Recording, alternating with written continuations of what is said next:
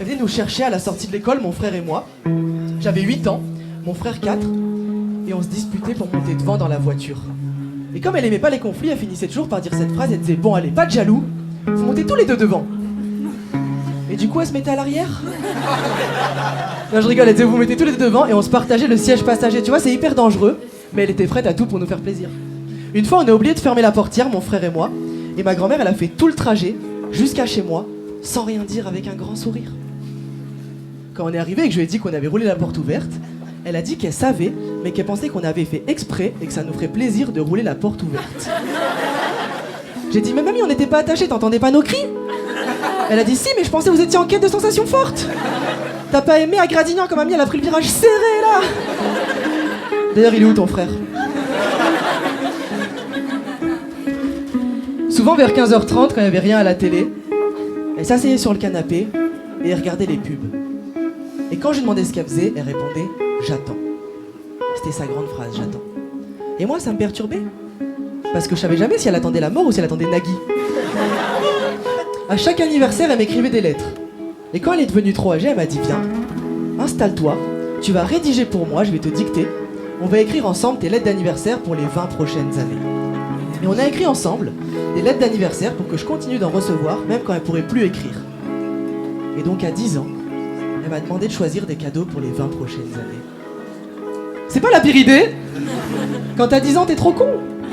Cette année, je m'apprête à déballer l'album de Colonel Rayel.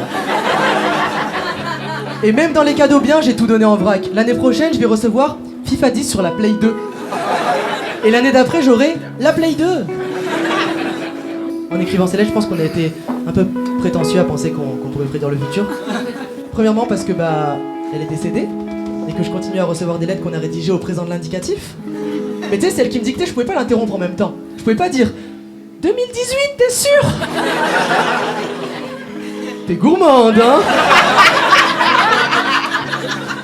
Viens, on met du conditionnel.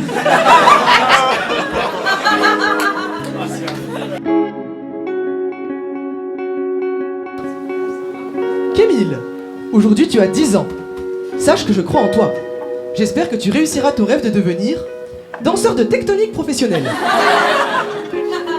Tu trouveras 6 juin une place pour le concert de Diams et des sous que tu peux mettre de côté pour ton projet de tatouage. Bise, mamie. Kémile, aujourd'hui tu as 20 ans. Tu es un jeune indépendant et je dois avouer que ce tatouage tribal sur le pec te donne réellement un air de The Rock.